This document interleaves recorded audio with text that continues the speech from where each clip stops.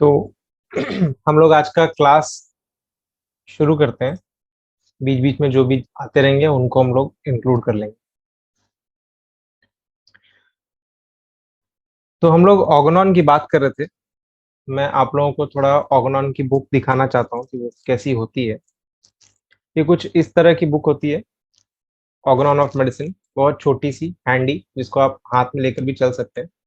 तो मैंने आपको बताया था इसके अंदर एफोरिज्म होते हैं, तो आप देखेंगे इस बुक के अंदर पहले इंट्रोडक्शन है, उसके बाद इस तरह से एफोरिज्म्स उसमें दिख जाते हैं आपको।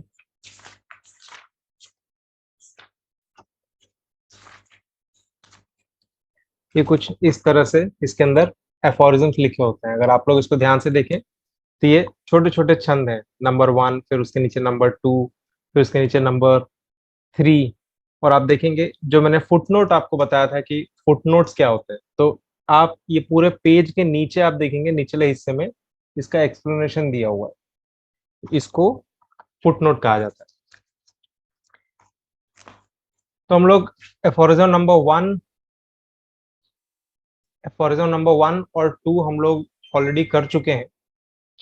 और अब हम लोग वन, टू और थ्री एंड फोर, ये चार एफोरिज्म हम लोग कर चुके हैं और हम आगे बढ़ रहे हैं एफोरिज्म नंबर फाइव की तरफ। तो फाइव की तरफ बढ़ने से पहले मैं आप लोगों को थोड़ा सा ये बताना चाहता हूँ कि जनरली लोग ये सोचते हैं, या होम्योपैथ्स ये सोचते हैं, कि जो केस टेकिंग है वो 84 से शुरू होता है या 83 से शुरू होता है और 104 एफोरिज्म तक जाता है। लेकिन ये जो एफोरिज्म नंबर फाइव है, ये एक आपको बेसिक आइडिया दे देता है कि किस केस में क्या आपको देखना चाहिए। ये जो एफोरिज्म नंबर फाइव है, ये एक तरीके से मैं कहूँ तो पूरी केस टेकिंग प्रक्रिया में आपको क्या क्या चीजें कौन कौन से केसेस में देखना होगा, उसका एक क्रक्स है, एक एसेंस है। इसीलिए मैंने इसको कल कंप्लीट नहीं किया, क्योंकि इस पर हमको बहुत ही विस्तार से इस पर चर्चा करनी है। एफोरिज्म नंबर फाइव और एफोरिज्म नंबर सिक्स, ये दोनों ही बहुत इंपॉर्टेंट हैं केस टेकिंग के लिहाज से। ये दोनों ही बहुत इंपॉर्टेंट हैं केस टेकिंग में क्या क्या आपको पूछना चाहिए, कौन कौन से पॉइंट्स को आपको कंसिडर करना चाहिए, उसके हिसाब से। मैं बात पहले भी जो मैं लेक्चर्स लेता रहा हूँ, अगर उसमें लोगों ने मुझे जिन्होंने मुझे सुना है वो लोग जानते हैं कि मैं एफोरिज्म नंबर फाइव को बहुत ज्यादा इंपॉर्टेंस देता हूँ। तो हम लोग चलते हैं एफोरिज्म नंबर फाइव पर, और हम देखते हैं कि एफोरिज्म नंबर फाइव में डॉक्टर हनीमन ऐसा क्या कह रहे हैं जिसको कि मैं इतना इंपॉर्टेंट बता रहा हूँ।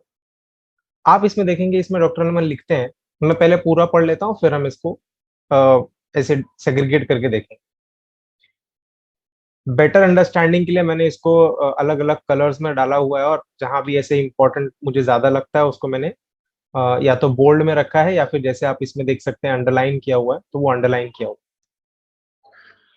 तो एफोरिज्म नंबर फाइव ये कहता है, useful to the physician in assisting him to cure are the particulars of the most probable exciting cause of the acute disease, as also the most significant points in the whole history of the chronic disease, to enable him to discover its fundamental cause, which is generally due to a chronic miasm.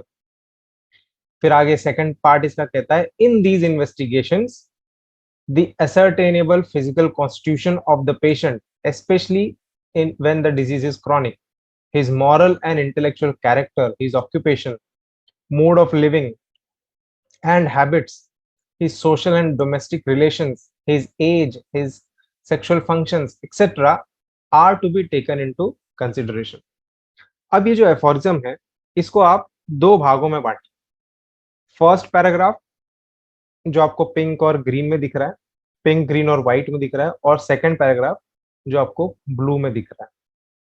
तो सबसे पहले हम लोग first paragraph को अलग अलग करते हैं। इसमें, इस एफोरिज्म में डॉक्टर हनीमन हमसे ये बताते हैं कि एक्यूट केस में आपको क्या क्या देखना है और क्रॉनिक केस में आपको क्या क्या देखना है।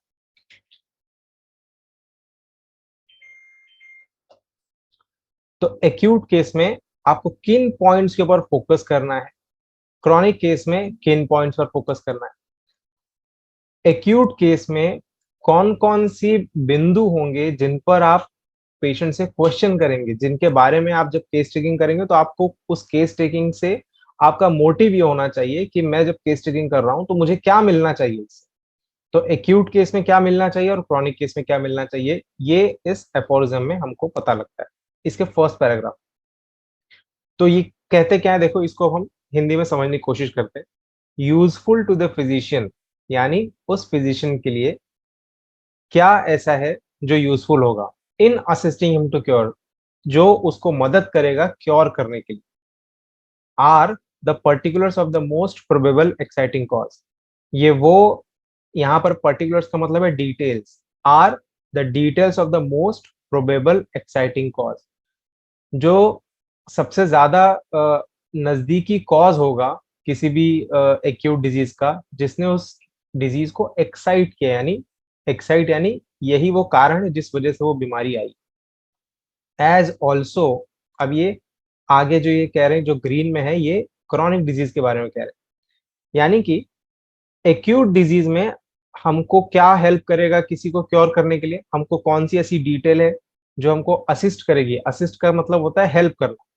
Useful to the physician in assisting him to cure are the particulars, जो डिटेल्स हैं most probable exciting cause of acute disease, उस एक्यूट डिजीज को किस कारण ने, किस कारण की वजह से, किस वजह से ये एक्यूट डिजीज एक्साइट हो गया है, या ये एक्यूट डिजीज ऊपर आ गया है, या ये पेशेंट जो है सफर करने लग गया, उस कारण को हमको पहचानना होगा जब बीमारी एक्यूट होगी। एक्यूट डिजीज क्या होता है, ये जब हम केस में आगे बढ़ेंगे तो वहां पर हमको पता लगेगा कि एक्यूट का क्या नेचर है, क्रॉनिक का क्या नेचर है, कैसे आप पहचानेंगे कि कौन सा डिजीज एक्यूट होता है, कौन सा डिजीज क्रॉनिक होता है, ये हम आगे समझेंगे। लेकिन फिलहाल ये समझिए कि एक्यूट डिजीज को सॉल्व करने के लिए जो सबसे जरूरी चीज आपको चाहिए वो है उसका एक्साइटिंग कॉज, कि क्यों आई ये बीमारी, क्या कारण से ये आ गया। जैसे ये एक्साइटिंग कॉज कुछ भी हो सकता है, ये कोई मौसम में परिवर्तन हो सकता है, ये कोई ओवर ईटिंग हो सकती है, या कोई पर्टिकुलर खाना खाया और उसके बाद हो सकता है, फूड पॉइजनिंग हो सकती है, बारिश में भीगना हो सकता है, नदी में नहाना हो सकता है, कोई छोटी मोटी घटना हो सकती है लाइफ की जो आपको तकलीफ दे दे, नींद का ना ले पाना ये हो सकता है, या ऐसे अनगिनत कुछ भी आप सोच सकते हैं, कोई भी कारण हो सकता है जो इस एक्यूट डिजीज को इनवाइट कर देगा। तो हमको जब भी हम कोई एक ऐसा एक्यूट डिजीज देख रहे हो, चाहे वो फीवर का हो, चाहे वो कोई पेन का हो, चाहे वो कोई कोई भी हो, अगर हम किसी भी तरीके का एक्यूट डिजीज देख रहे हैं तो वहां पर हम जब पेशेंट से इंक्वायरी करते हैं तो उस इंक्वायरी में हमारा मकसद ये होना चाहिए, उस इंक्वायरी में हमारा मकसद ये होना चाहिए कि हम ये फाइंड आउट कर सकें कि एक्साइटिंग कॉज क्या था इस केस में। जब आपको एक्साइटिंग कॉज पता लग जाएगा तो आपको, जब आपको एक्साइटिंग कॉज पता लग जाएगा तो आपका काम आसान हो जाएगा, आपको रेमेडी तक पहुंचना आसान हो जाएगा, आपको टोटलिटी बनाना आसान हो जाएगा। तो ये तो हो गई एक्यूट की बात। अब क्रॉनिक में क्या करना है, तो पहला सेंटेंस क्या कहता है, as also the most significant points in the whole history of the chronic disease. क्या कहते हैं, as also the most significant points, यहां पर एक्साइटिंग कॉज नहीं बोला है, यहां पर एक्यूट वाले में पूरा हिस्ट्री लेने के लिए नहीं बोला है, एक्यूट डिजीज के अंदर कॉज को फाइंड आउट करने के लिए बोला है, एक्साइटिंग कॉज को, जिसने उस केस को एक्साइट किया है। लेकिन क्रॉनिक केस में, क्रॉनिक केस वो होते हैं जो पुराने लंबे समय से चलते होते हैं, तो उसके अंदर आपको significant points in the whole history of chronic disease, यानी उस पूरे केस की हिस्ट्री में आपको अलग अलग जगह पर छोटे छोटे पॉइंट्स मिलेंगे, उन सभी पॉइंट्स को जो बहुत ज्यादा सिग्निफिकेंट होंगे उनको आपको ध्यान में रखना है, और उन सबको ध्यान में रखकर ही आप किसी टोटलिटी को फ्रेम कर पाएंगी। आप उसी सारे सिग्निफिकेंट पॉइंट, सिग्निफिकेंट मतलब जो बहुत ज्यादा इंपॉर्टेंट हो, इंपॉर्टेंट पॉइंट्स को इंक्लूड करना होगा। तो यहाँ से डिफरेंस एकदम क्लियर है कि एक्यूट डिजीज में आपको वो पूरा हिस्ट्री और पूरा लाइफ आपको उसका खंगालने की जरूरत नहीं है। आपको एक्साइटिंग कॉज अगर मिल जाए तो थोड़े बहुत मोडालिटीज के साथ काम हो जाएगा। लेकिन जब आप क्रॉनिक केस ले रहे हो, जो कोई जो लंबे समय से चलते आ रहा हो, ऐसे केस में आपको उसका पूरा लाइफ स्टडी करना पड़ेगा कि वो बचपन में कैसा था, वो स्कूल में कैसा था, वो अपने काम में कैसा है, घर में कैसा है, सब कुछ आपको समझना पड़ेगा। अच्छा, इन सभी से हमको क्या समझ में आएगा? To enable him to discover its fundamental cause. Chronic cases जो होते हैं वो किसी न किसी माइज्म की वजह से होते हैं। माइज्म क्या है, इस पर भी हम चर्चा करेंगे, लेकिन आगे करेंगे। तो जो क्रॉनिक केसेस होते हैं वो किसी न किसी माइज्म की वजह से आते हैं। तो जब हम ये सिग्निफिकेंट पॉइंट्स, यानी जो इंपॉर्टेंट पॉइंट्स हैं पूरे केस हिस्ट्री में, जब हम उसको कंसिडर करेंगे, तो ये हमें अनेबल करेगा, ये हमें इस लायक बनाएगा कि हम उस क्रॉनिक डिजीज के जो माइजम्स हैं, जो फंडामेंटल कॉज हैं, उसको हम पहचान सकें। To enable him to discover its fundamental cause which is generally due to a chronic miasm. तो हम उसको उसका जो बेसिक कॉज होगा कि क्यों ये क्रॉनिक डिजीज डेवलप हो गई, जो कि क्रॉनिक माइजम की वजह से होगा, यानी कि हम माइजम को आइडेंटिफाई कर पाए। ठीक है, यहां तक क्लियर है? एक्यूट डिजीज में आपको एक्साइटिंग कॉज चाहिए, जबकि क्रॉनिक डिजीज में आपको एक लंबी चौड़ी केस हिस्ट्री चाहिए। To enable him to discover its fundamental cause which is generally due to a chronic miasm. अब इसका सेकंड पैराग्राफ देखते हैं। ये सेकंड पैराग्राफ इसके क्रॉनिक हिस्ट्री से ही रिलेटेड। इसमें क्या कहते हैं देखिए, इन दीज इन्वेस्टिगेशन। ये इन्वेस्टिगेशन का मतलब है केस टेकिंग करना। तो जब आप ये केस टेकिंग करते हैं तब आप किन बातों का ध्यान रखते हैं, किन बातों को आप मुख्य रूप से समझते हैं? तो in these investigations the ascertainable physical constitution. Ascertainable मतलब जो उसका फिजिकल कॉन्स्टिट्यूशन, जो उसका उसका शारीरिक रंग है, उसका शारीरिक रूप है, उसका शारीरिक ढांचा है, वो लंबा है, पतला है, मोटा है, छोटा है, कैसा उसका शारीरिक बनावट है, उसके शरीर की रचना कैसी है, वो आप देखते हैं, वो आप उसको कंसिडर करते हैं क्रॉनिक डिजीज के प्रिस्क्रिप्शन में। इसीलिए ब्रैकेट में लिखा हुआ है specially when the disease is chronic. Acute में हो सकता है वो मायने ना रखे, उसका उसका जो शारीरिक ढांचा है उसको कंसिडर करना मायने नहीं रखे, लेकिन जब क्रॉनिक डिजीज होगा तो आपको उसका जो फिजिकल मेकअप है उसको कंसिडर करना बनता है। फिर उसके बाद his moral and intellectual character. Morals का मतलब क्या है कि उसके अंदर की नैतिकता कैसी है, उसके अंदर का सही और गलत के बीच पहचान करने की क्षमता कैसी है। इंटेलेक्चुअल कैरेक्टर, इंटेलेक्चुअल मतलब उसका बुद्धि कैसा है, कोई चीज को समझ पाने में बहुत जल्दी समझ जाता है, बहुत देर से समझता है, या एकदम से ही डल स्टूपिड टाइप का है, जैसे कि बराइटा कार्प टाइप के लोग होते हैं, या थोड़ा कंफ्यूज्ड है, या बहुत ज्यादा शार्प है। या आपने देखा होगा कुछ बच्चे होते हैं जो हैं तो बहुत छोटे उम्र में, लेकिन वो एकदम बड़ों की तरह बातें करेंगे, तो क्या इतना ज्यादा शार्प है कि वो बड़ों की तरह प्रिकॉसिटी उसके अंदर है। तो उसका इंटेलेक्चुअल कैरेक्टर कैसा है? कुछ ऐसे होंगे जो बहुत ज्यादा शार्प होते हैं, बहुत क्विक ग्रास्पिंग होते हैं, जैसे ट्यूबरक्लोनियम हो गया, सल्फर हो गया, लैक्टिसिस हो गया, बहुत क्विक होते हैं। लेकिन कुछ ऐसे होते हैं जो कंफ्यूज्ड टाइप के होते हैं, जैसे कि अपना कैलकेरिया है, जैसे कि अपना सिलिशिया है। ऑल दो सिलिशिया बहुत इंटेलिजेंट होता है, लेकिन फिर भी कंफ्यूजन होता है because of lack of confidence. तो उसका मॉरल्स कैसा है, उसका इंटेलेक्चुअल कैरेक्टर कैसा है, फिर उसका ऑक्यूपेशन कैसा है, कि वो काम क्या करता है। जो भी वो काम करता है उसका कहीं ना कहीं इम्पैक्ट आता है। जैसे अगर फॉर एग्जाम्पल अगर कोई टीचर है, तो जनरली टीचर्स का जो समय होता है वो खड़े खड़े बीतता है, तो हो सकता है उनको वेरिकोज वेन्स की प्रॉब्लम। तो आप उनको एडवाइस करेंगे ना उसी हिसाब से कि आप थोड़ा रेस्ट लिया करिए, ये इस तरह की एक्सरसाइज करिए, उस तरह की एक्सरसाइज करिए। हम लोग हैं, डॉक्टर्स हैं, लॉयर्स हैं, या जो इस तरह की सेडेंटरी लाइफस्टाइल, यानी जो कुर्सी पे बैठने वाले काम करते हैं, उनको बैकएक का प्रॉब्लम हो सकता है, उनको सर्वाइकल स्पॉन्डिलोलाइसिस हो सकता है। तो उनका मोड ऑफ लिविंग कैसा है, यानी उनका लाइफस्टाइल कैसा है, एक्सरसाइज करते हैं नहीं करते हैं, खान पान कैसा है उनका, डाइट कैसा है उनका। तो ये है उनका mode of living and habits, जो हम लोग फिजिकल जर्नल्स में देखते हैं, thermal thirst, appetite, desire, aversion, bowel, bladder, sleep, dream, ये सब उसका मोड ऑफ लिविंग और उसके हैबिट्स बताता है। उसका सोशल और डोमेस्टिक रिलेशन, सोशल यानी सामाजिक रूप में उसका लोगों से मिलना जुलना कैसा है, क्या वो लोगों से घुल मिल पाता है, नहीं घुल मिल पाता है, क्या वो लोगों के साथ इजी गोइंग है या उनके साथ हमेशा झगड़े ही करता रहता है, क्या वो किस तरीके का नेचर है बेसिकली। डोमेस्टिक रिलेशन, डोमेस्टिक का मतलब होता है परिवार के अंदर, परिवार के अंदर बाकी के लोगों के साथ उसके संबंध कैसे हैं, क्या उनके ऊपर वो बहुत डोमिनेटिंग है, क्या उनके ऊपर वो या उसके ऊपर कोई बहुत डोमिनेटिंग है, क्या वो फैमिली में बहुत ही लव और अफेक्शन के साथ रह रहा है, या उसके ऊपर कोई क्रूरता हो रही है, या उसके ऊपर कोई एब्यूज हो रहा है। तो फैमिली में किसी के लिए उसको नफरत है, किसी के लिए उसको बहुत ज्यादा प्यार है, तो उसका डोमेस्टिक रिलेशंस कैसा है। फिर आता है कि उसका एज क्या है, उसका सेक्सुअल फंक्शंस कैसे हैं।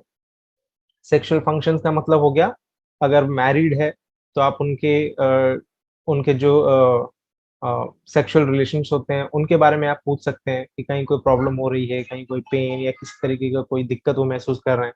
अगर अनमैरिड है तो चाहे बॉय हो या गर्ल हो, आप मैस्टरबेशन के बारे में उनसे पूछ सकते हैं। अगर कोई प्रेग्नेंट किसी फीमेल ने डिलीवरी दी है तो आप उनको पूछ सकते हैं कि मिल्क वगैरह कैसा आ रहा है, लैक्टेशन कैसा चल रहा है।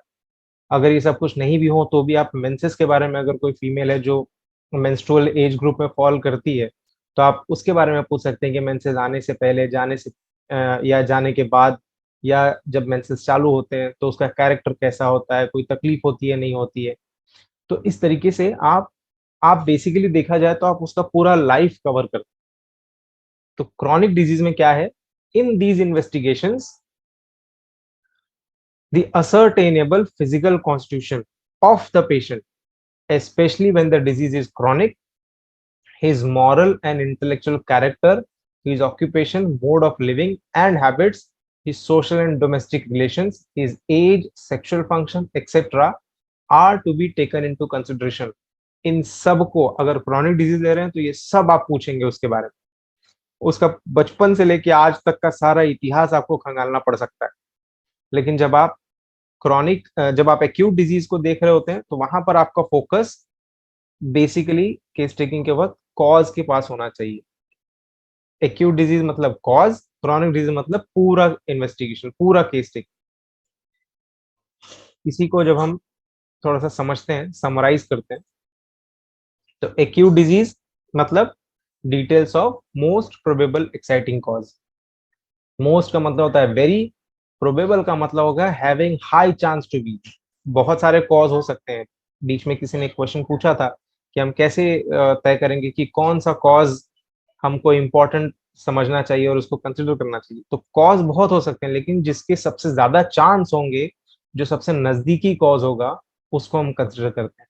और उसी जगह पे आप क्रॉनिक डिजीज देखें तो most significant points in the whole history of chronic disease, ये इसका समराइज्ड वर्जन है। क्रॉनिक डिजीज में जो हम करेंगे वो इन्वेस्टिगेशन में क्या क्या होगा, उसका कॉन्स्टिट्यूशन होगा पेशेंट का, वो दिखता कैसा है, चलता कैसा है, उठता कैसा है, बैठता कैसा है, शरीर उसके बाल कैसे हैं, घुंघरालू हैं या स्ट्रेट हैं, उसके उसका फेस का मेकअप कैसा है, राउंड है, स्क्वायरिश है, ये सब कुछ हम उसके अंदर देखते हैं। उसका हाइट कैसा है, लंबा है, छोटा है, दुबला पतला है।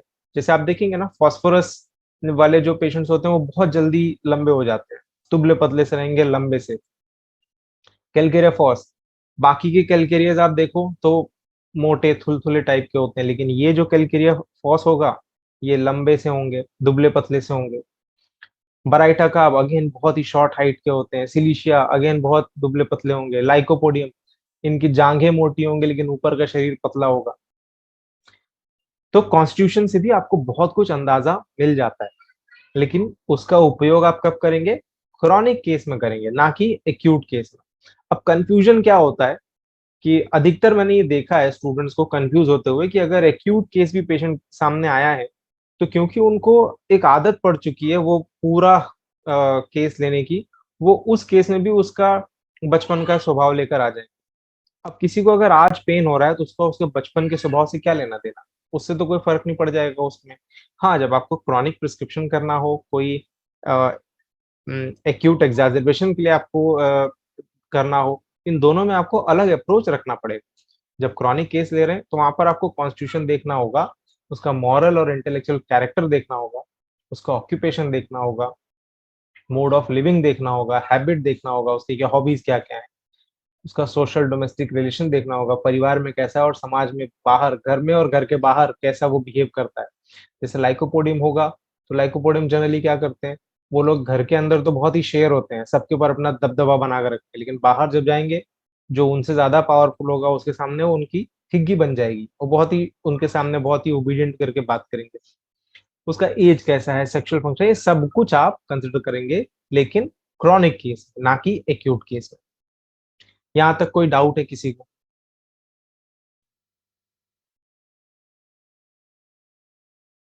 No sir. समझ में आ रहा है? जी जी सर।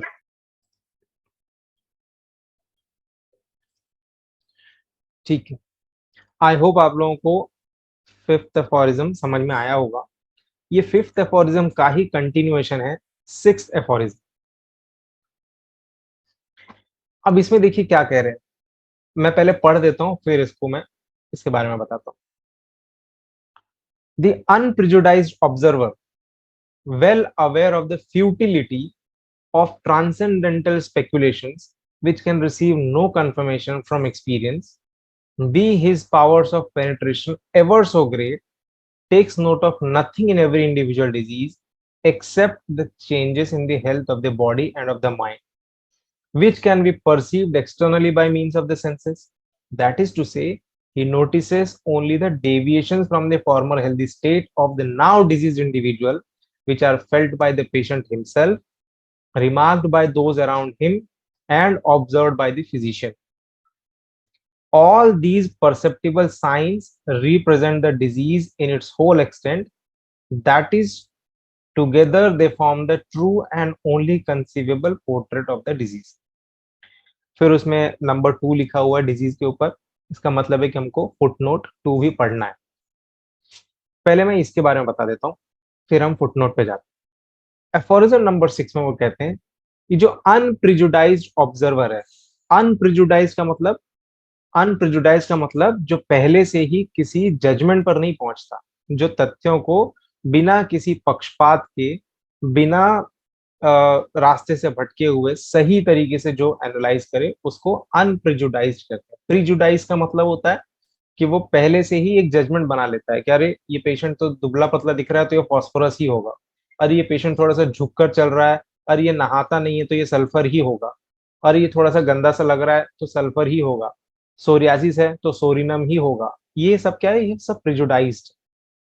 ठीक है, तो आप बिना केस टेकिंग किए, केवल पेशेंट को देखकर कि वो इस तरीके से देख रहा है या इस तरीके से उठ रहा है या इस तरीके से बैठ रहा है, आप किसी जजमेंट पर नहीं पहुंच सकते।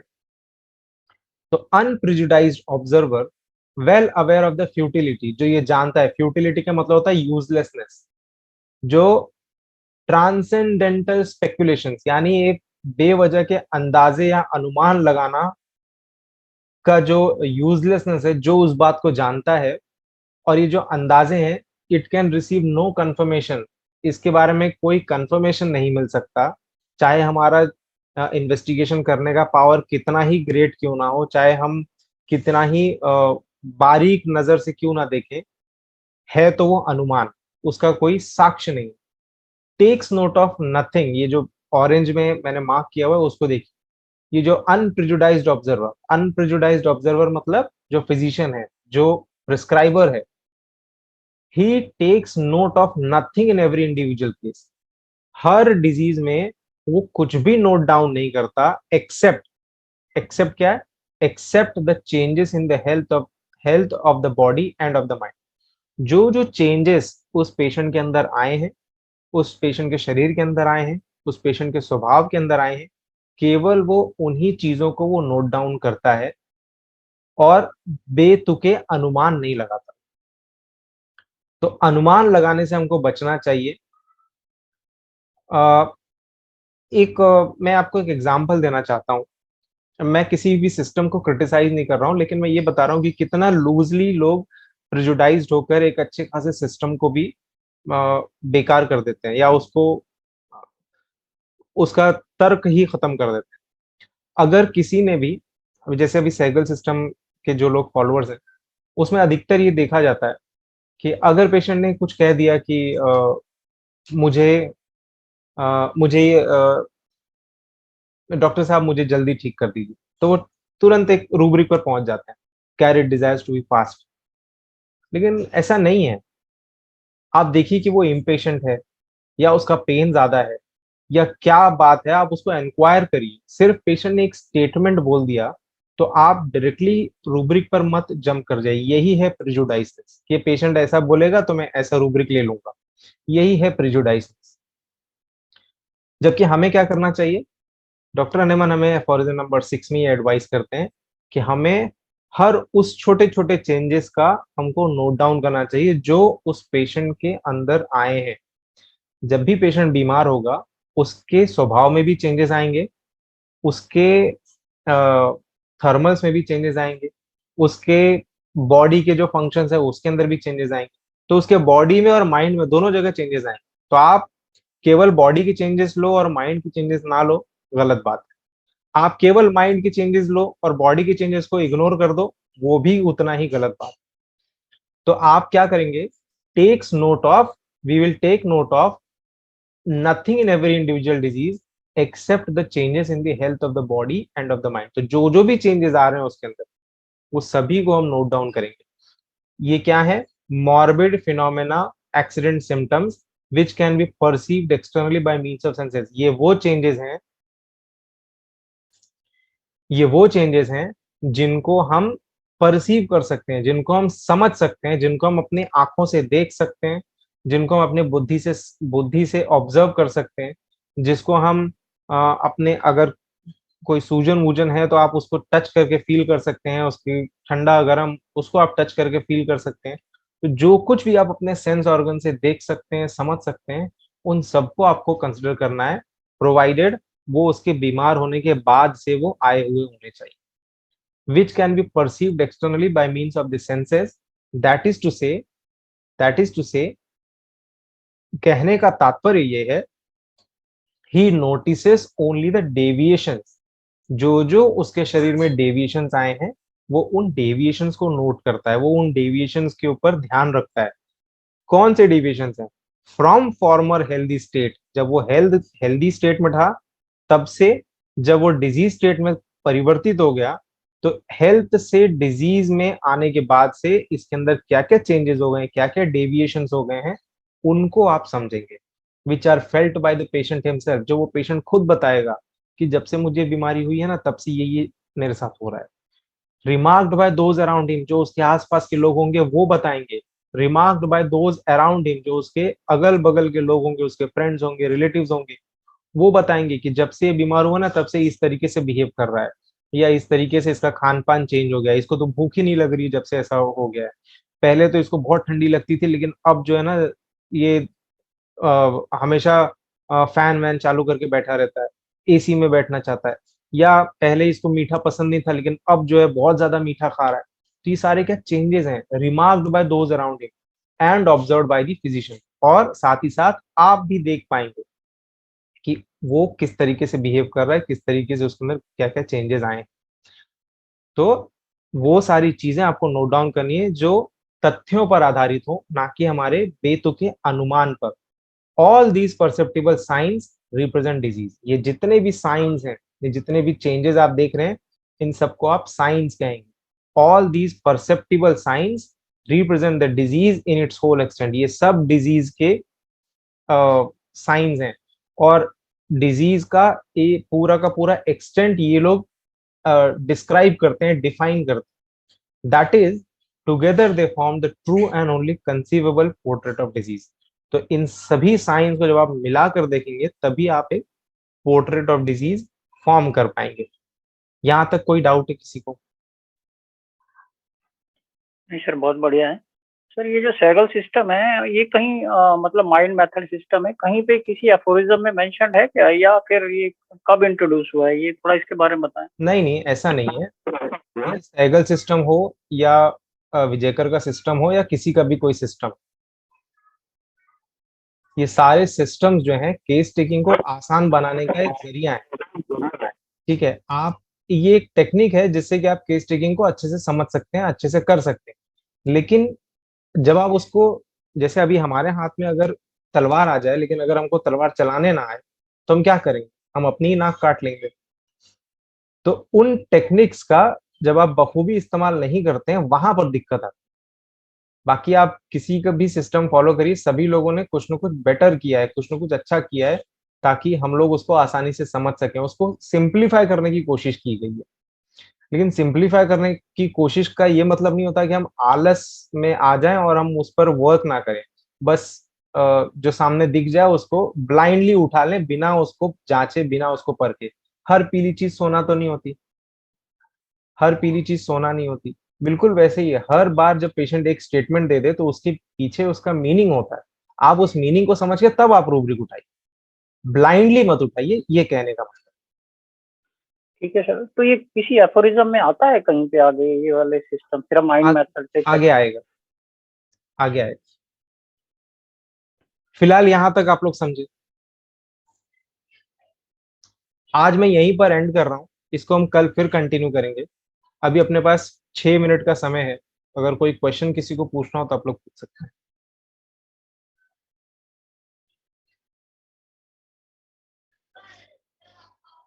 सर अभी आपने कोई और भी नाम लिया है किसी का, विजयंकर किसका नाम लिया है, वो क्या विजयकर सिस्टम है? Sir, Vijaykar sir, Praful Vijaykar. वो क्या सिस्टम है? वो भी सिस्टम है, मतलब ऐसे ही है केस टेकिंग का, लेकिन उनका अलग तरीका है। उन्होंने एक अलग टेक्निक इजाद की जिससे कि आप केस टेकिंग इजी कर पाए। बेसिकली जितने भी स्कूल्स हैं, इन सभी स्कूल्स ने एक बहुत ही अच्छा कंट्रीब्यूशन है सभी स्कूल्स का, कि उन सब ने केस टेकिंग करने के अलग अलग टेक्निक्स बनाए हैं। और सबका अपना टेक्निक है जो अलग अलग रास्ते दिखाता है। कोई अगर इस रास्ते से ना हो सका तो उस रास्ते से, उधर से ना हो सका तो उधर से। तो ये सारे केस टेकिंग का ही केवल एक तरीका है जिसको लोग जब लूजली यूज करते हैं तब वो आपको गलत ट्रैक पर ले जाता है। अगर आप उसको वाइजली यूज करें तो डेफिनेटली वो आपको बहुत ही हेल्पफुल रहेगा वो। सर एचएचएफ वाले सिर्फ ऐसा बोल रहे हैं कि सिर्फ माइंड सिम्टम्स ही लेना चाहिए, वो इनका भी महत्व ज्यादा है, तो वो फिजिकल पे कभी भी वो मेडिसिन देते ही नहीं है सर, वो ऐसा क्या? लेकिन आप एक चीज मैं आपको बताता हूँ, जो भी उनके आप क्योर्ड केसेस आप देखेंगे, ठीक है, चाहे वो जो माइंड से जो लोग प्रैक्टिस करते हैं उनको आप देखिए, या चाहे आप उन लोगों को देखिए जो लोग फिजिकल से प्रैक्टिस, इन दोनों के केसेस को आप स्टडी करिए। अगर आपको कोई भी केस में क्योर मिलता है तो आप बहुत सरप्राइज हो जाएंगे ये बात समझ के कि अगर फिजिकल वाले ने केवल फिजिकल लेकर प्रिस्क्राइब किया है तो भी वहां पर माइंड है ना आपको मिल जाएगा। आप उन्होंने भले वो रूब्रिक में लेकिन नहीं सर दिया, क्या होता है, लेकिन वो बहुत फिजिकल और माइंड की मेडिसिन अलग अलग होती है। सर को बोलने दे प्लीज, पूरा कंप्लीट करने दे। हाँ, तो वो माइंड है ना उसमें मिल जाएगा। ऐसा ही आप इसमें देखेंगे फिजिकल्स में, सॉरी माइंड वालों में, कि जो लोग माइंड के ऊपर ही केवल प्रैक्टिस करते हैं वहां पर भी आप देखेंगे भले वो माइंड पे ले लेते हैं लेकिन क्योर उसी में मिलता है जिसमें दोनों ही साथ में मैच करते हैं। अदरवाइज तो आप नहीं प्रिस्क्राइब सर, करते ऐसा रहिए। ऐसा ऐसे मैंने एक केस में पाया कि सिर्फ ब्रायनिया से किडनी फेलियर पेशेंट ठीक किया, बट किडनी फेलियर कहीं पे मेंशन नहीं था फिजिकली। बट वो डायग्नोसिस नहीं, नहीं बिजनेस को लेके डायग्नोसिस नहीं उन्होंने मेंशन, डायग्नोसिस नहीं मेंशन है। डायग्नोसिस पर प्रिस्क्राइब नहीं करना है। आप जो फिजिकल समझ रहे हैं वो फिजिकल बीमारी का नाम नहीं होता है। उसमें स्फीयर ऑफ एक्शन आता है, पैथोलॉजी आता है, उसमें पैथोलॉजिकल प्रोसेस आता है कि किस प्रोसेस में वो जा रहा है। जैसे अभी आपने ब्रायनिया का नाम दिया, तो ब्रायनिया डेफिनेटली किडनी फेलियर में काम करेगा ही क्योंकि उसका स्फीयर ऑफ एक्शन आता है वहां पर। ठीक है, या कोई भी आप मेडिसिन लीजिए वो काम कर रहा है, इसका मतलब है कि उसने वहां पर उसके फिजिकल्स को भी कवर किया है और उसके माइंड को भी कवर किया है।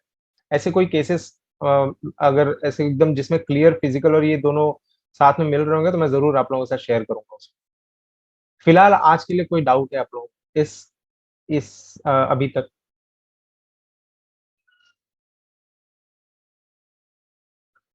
जैसे जैसे आप एक एक अफोरिज्म जाएंगे ना तो बहुत सारी चीजें क्लियर होंगी। मैं जानता हूँ थोड़ा कंफ्यूज कर सकता है ये, क्योंकि मार्केट में कुछ और चल रहा है और यहाँ पर कुछ और ही बताया जा रहा है। सर कई केसेस ऐसे होते हैं ना जिसमें नहीं खैर, क्रॉनिक ये तो केस ट्रीट करते हुए बेस है और बहुत अच्छा, जरूरी भी है समझना इसको सर। जी जो बेस नहीं समझ ऐसा आएगा, ये जो अनप्रेजुडिस वाला है, तो ये तो बहुत इम्पोर्टेंट बेस है। जी जी सर, आप कुछ कह रहे बट थे। अगर हम सर ऐसा मेरा सजेशन हो सकता है गलत हो, अगर हम इनका बड़ा क्विक रिव्यू ले आगे, जो अगर बहुत ही इंपॉर्टेंट नहीं है, वो ज्यादा अच्छा नहीं रहेगा प्रैक्टिकल 7 पार्ट ज्यादा कवर करना? मैं समझा नहीं। अगर हम इन एफोरिज्म का बहुत क्विक रिव्यू ले लें और प्रैक्टिकल पार्ट को ज्यादा कवर करें, क्या वो ठीक रहेगा, या मैं आपका कितना भी अनुभव ज्यादा है? मैं कितना भी क्विक करूंगा तो उसको समझना तो पड़ेगा ही ना आपको। बिना जी इसको जी समझे आप आगे कैसे जाएंगे? बिना एबीसीडी के आप कविताएं तो नहीं लिख सकते, ना ही पढ़ सकते, वो आपको समझना ही पड़ेगा ही। जी जी जी जी। जी हाँ सर, ठीक है, मैं ये हमारे कह पास रहा एक था मिनट कई का समय केसेस, बचा है। हाँ, कोई क्रॉनिक केस ट्रीट करते हुए एक्यूट उसकी कंडीशन डेवलप हो गई बीच बिल्कुल में। आता है सर, तो उसको आप एक्यूट की तरह ही डील करेंगे। उसको आप जी, एक्यूट की तरह ही उसके डील करेंगे और उसके साइन बाद सिम्टम्स वापस से वैसे आप ही उसको, जी, उसके बाद वापस से आप उसको एक्साइटिंग कॉज उस, लेना पड़ेगा, है ना? हाँ, एक्साइटिंग कॉज लेंगे और उसका जो भी मोडालिटी होगा उसको लेंगे। अच्छा सर, जैसे मतलब क्रोनिक का कोई मतलब कोई हम उसको रेमेडी सजेस्ट कर रखी ऑलरेडी और बीच में एक्यूट आ जाती है, तो एक्यूट वाली रेमेडी देके फिर वापस उसी रेमेडी पे जी, आना। वापस उसको वापस आपको उसी पे आना पड़ेगा, क्रॉनिक पे। ठीक है, थैंक यू। ठीक है, हम एंड करते हैं यहीं पर। ठीक है। ये ऑलमोस्ट हमारा टाइम खत्म हो गया। धन्यवाद। Good night sir.